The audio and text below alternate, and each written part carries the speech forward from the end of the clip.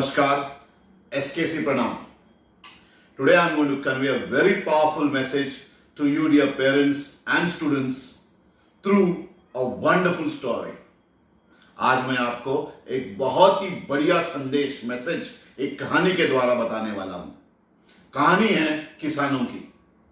कहानी है किसानों की। बहुत साल पहले की बात है जब किसानों पर भगवान इंद्र नाखुश थे।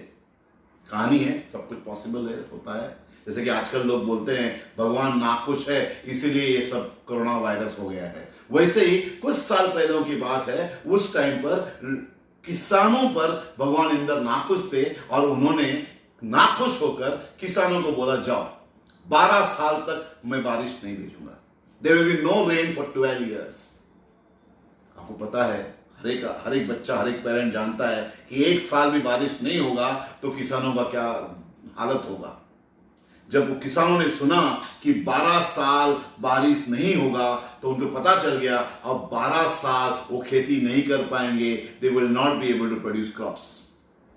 तो इमीडिएटली किसान मिलकर लॉर्ड इंद्र के पास जाकर क्लेमेंसी के लिए, दे वर बेगिंग फॉर क्लेमेंसी, उन्होंने माफी मांगा कि भगवान इंद्र प्लीज हमें माफ कर दो, जो भी हमसे गुनाह हुआ है प्लीज, और बारिश, इस 12 साल का शाप मत दो, हमें बारिश भेज दो। भगवान इंद्र ने फार्मर्स की कुछ बात सुनी और उन पर कंडीशन रखा, ठीक है बारिश होगा अगर लॉर्ड शिवा, भगवान शिवा अपना डमरू बजाएंगे तो बारिश होगा। और उन्होंने चुपके से भगवान शिवा से दोनों ने आपस में बातें कर ली और लॉर्ड शिवा को इशारा कर दिया तुम तो बोल देना कि मैं 12 साल तक डमरू नहीं बजाऊंगा। इस तरह से भगवान इंद्र ने वो पूरा प्रॉब्लम लॉर्ड शिवा के दरबार में डाल दिया। किसान मिलकर भगवान शिवा के पास गए। भगवान शिवा पहले से बातें कर चुके थे लॉर्ड इंद्र के साथ, तो भगवान शिवा ने बोला मैं 12 साल डमरू नहीं बजाने वाला हूं। इस पर सारे किसान नाखुश हुए, घर गए, क्या करें। उन्होंने डिसाइड कर लिया अब कोई रास्ता नहीं है। जब दोनों भगवान इंद्र ने बोला 12 साल बारिश नहीं होगा और भगवान शिवा ने 12 साल तक डमरू बजाने से इनकार कर दिया है तो हम क्या कर सकते हैं अब। तो सारे किसानों ने घर बैठने का फैसला कर लिया सिवाय एक किसान। उनमें से एक था जिसने कंटिन्यूअसली हर साल, जैसा वो हर साल करता था वैसे ही उसने हर साल अपने खेती में जाने का, साल में 2 बार, टू टाइप ऑफ क्रॉप्स, और वो खेत को he was digging the soil, treating the soil, manure डालने का, सीड सो करने का, बीज बोने का, इन्हें जमीन को खोदने का, प्लाव करने का, उसमें मैन्योर डालने का, उसमें जो ये डालते हैं ना फर्टिलाइजर, वो डालने का, और प्लस उसमें सीड्स बोने का। जबकि उसे पता था कि बारिश नहीं आने वाली, लेकिन हर साल लगातार कंटिन्यूसली कर रहा था। जब उसने 3 साल तक कंटिन्यूसली किया फिर भी कोई क्रॉप नहीं आया, बारिश बिना तो क्रॉप आएगा नहीं, तो बाकी जो फार्मर्स, किसान थे, वो लोग इस फार्मर के पास आए और उसको बोलने लगे तो पागल है, तो काय तो अपना टाइम वेस्ट कर रहा है, अपना एनर्जी वेस्ट कर रहा है, इतना एनर्जी डाल रहा है, इतना, जब तुम्हें पता है कि यहां पर क्रॉप आने वाला नहीं है, बारिश होने वाला नहीं है, भगवान इंद्र ने बोला है, उसके बावजूद तू जाकर कंटिन्यूसली अपनी खेती में डिगिंग कर रहा है, फर्टिलाइजर डाल रहा है, सीड्स बो रहा है, क्या मतलब है।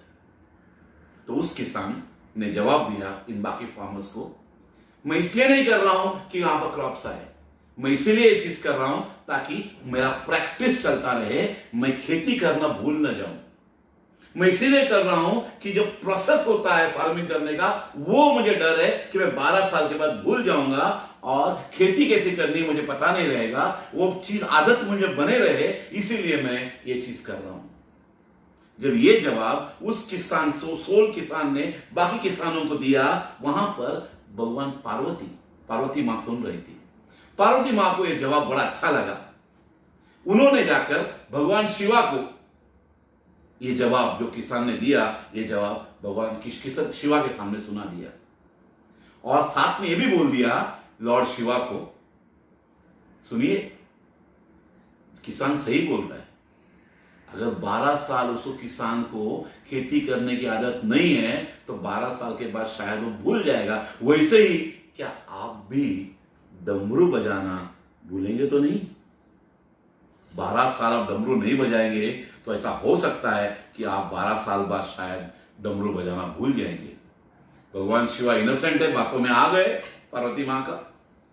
उसने एंजाइटी में चेक करने के लिए कि अभी भी डमरू बजाना आता नहीं है क्या बोल के उसने डमरू उठाकर उसने बजाना ट्राई किया, सिर्फ चेक करने के लिए कि डमरू बजाना कहीं कहीं भूल तो नहीं गया।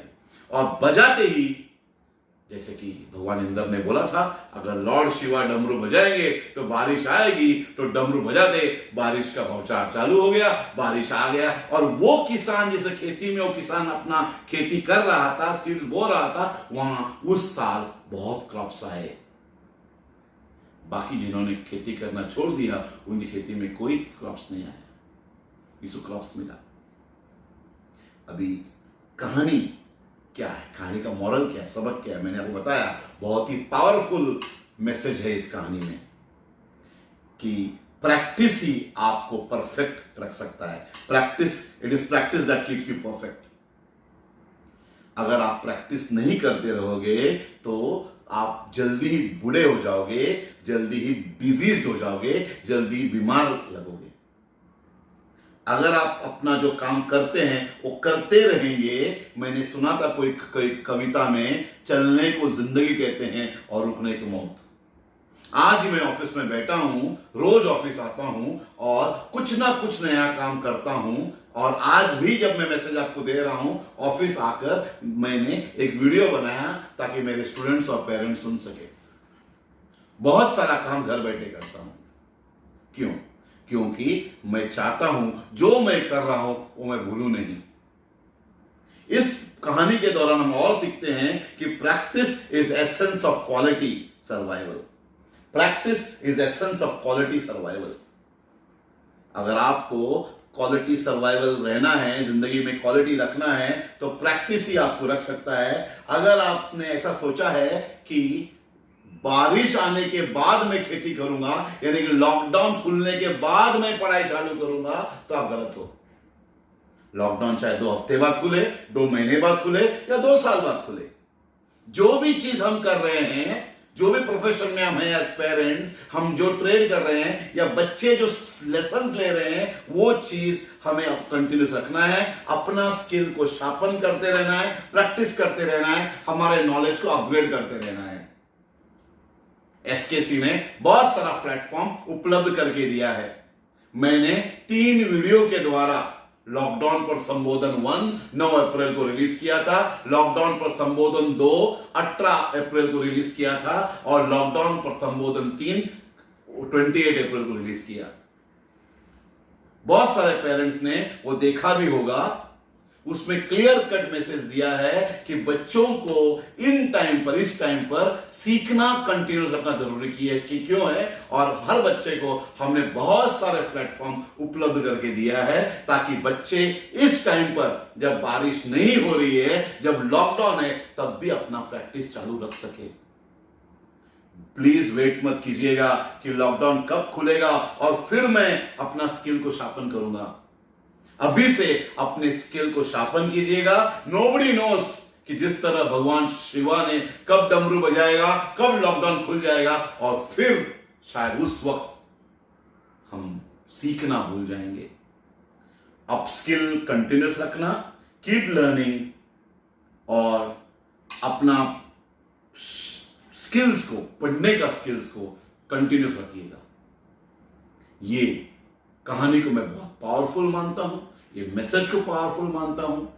और बहुत सारे फार्मर्स में वो एक फार्मर है जिसने अपना स्किल प्रैक्टिस कंटिन्यू रखा और वही फायदेमंद में था। हम देख रहे हैं जैसे कि फॉर एग्जांपल हमने 10वीं के लिए, 10वीं के बच्चे जो अभी 11वीं में जा रहे हैं, उसको एस नंबर 1 टीचर्स, कंट्री के लेक्चरर्स ने कल लेक्चर्स चालू किया। कल मैथ्स का लेक्चर हुआ, जो टीचर हुबली से लेक्चर दे रहा था। आज केमिस्ट्री के टीचर ने लेक्चर दिया। हमारे पास 55 बच्चे एसएससी में हैं, उसमें से मात्र 5 बच्चों ने कल क्लास अटेंड किया। माइंड स्पार्क जैसे बहुत ब्यूटीफुल प्रोग्राम है, जो फर्स्ट स्टैंडर्ड से लेकर 10th स्टैंडर्ड के लिए है। It's a maths learning tool. हमने सारे बच्चों को उपलब्ध कर लिया। हमारे एग्जीक्यूटिव ने हर बच्चे को फोन किया, सारे बच्चों को फोन किया। आज भी हम देख रहे हैं कि 600 बच्चों में से, फर्स्ट टू 10th स्टैंडर्ड 600 बच्चों में से मात्र 200 बच्चे माइंडस्पार्क प्लेटफॉर्म में आए हैं। बाकी 400 बच्चे आज तक प्लेटफॉर्म में आए नहीं है। और वो 200 बच्चों में से सिर्फ 73 बच्चे रेगुलरली कर रहे हैं रोज। तो वो एक फार्मर जैसा एक किसान है, वो एक किसान आप में से कौन? Do not be like the all other farmers, be like that one farmer कि यू विल नेवर नो कि कब आप, अगर आप बाकी फार्मर की तरह रहेंगे कि अपना जो कर रहे हैं वो चीज नहीं करना की आदत रहेगी तो भूल जाएंगे। और जब भी लॉकडाउन खुलेगा आपको पढ़ने की आदत नहीं रहेगी। और जो अभी भी ऑनलाइन पढ़ाई चालू रखता है वही विनर बन के इमर्ज करेगा। This is my message. Thank you so much. SKC प्रणाम।